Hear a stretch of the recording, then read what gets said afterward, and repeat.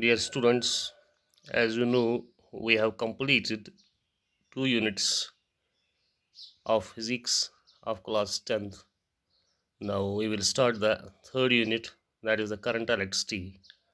Before starting this third unit regarding the current electricity, first of all, we should clear the concept of charge. What is charge? Dear students, we know that charge is the property of a body by virtue of it either produces or experience an electric force or magnetic force. We know that in any metal, atoms are closely bound in a crystalline structure. Suppose if we take metallic piece, this metallic piece consists of immense number of atoms. Some in some metallic pieces or in some metals, even room temperature is sufficient to remove loosely bound electrons. If these loosely bound electrons, if these loosely bound electrons move out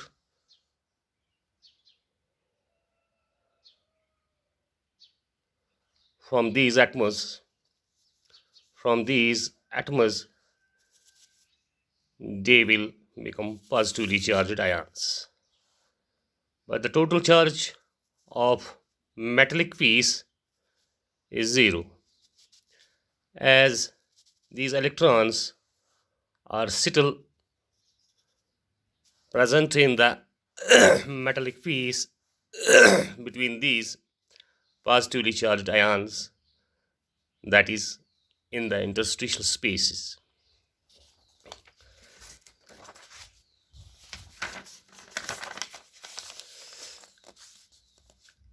Even at room temperature, these loosely bound electrons, they move or they are removed from these atoms, and these electrons, when they come out from these atoms, they move in a haphazard manner in all possible directions. During this moment, they collide with each other and with the walls of these positive charged ions. So we can say that there is an ocean of electrons in the metallic piece, and these electrons are known as free electrons. So we can say the free electrons are those electrons which are weakly bound to the atoms or ions or molecules and are free to move under the influence of applied electric or magnetic field. If we take a 1 cubic centimeter of metallic piece, this 1 cubic centimeter of metallic piece contains millions and trillions of electrons. So it contains an immense number of electrons. If we provide energy to this metallic piece in the form of heat, or by rubbing, or by providing light energy, these electrons will escape and the metallic piece becomes positively charged. Now, there are two types of charges electric charge. First of all, we see the positive charge. Extended objects which are deficient or which are lacking in electrons are called as positively charged objects. Negatively charged objects.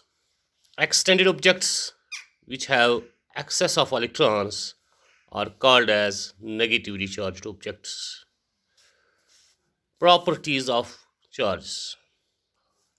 As you know, the like charges repel and unlike charges attract. The second property of charges is charges are additive in nature. Suppose if we take this metallic piece, it contains a 5 coulombs of charge, and we give minus 3 coulomb of charge to this positively charged body. The net charge of this body will remain plus 2 coulomb. Suppose plus 3 coulomb plus minus 3 coulomb, that is plus 3 coulomb minus 3 coulomb, so net charge will be plus 2 coulomb. Test for charging bodies.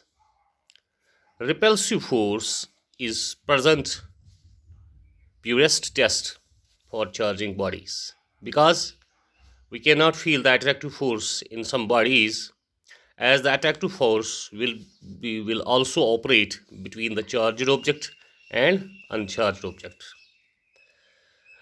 And the third property of these charges is charges are quantized, that is, they have discrete value. Suppose this body, from this body we extract a charge, its least value will be E, plus E or minus E, and the value of E is 1.6 into 10 raised power minus 19 coulomb. So the charge in any isolated body can only attain values which are integral multiples of electric charge, that Q is equal to Ne, where N is equal to number of electrons. N will be 1, it will be 2, or it will be 3, so on so on. But today's topic is completed regarding the electric charge. Now in the second video we will start the first topic of this third unit, that is electric current. Thank you.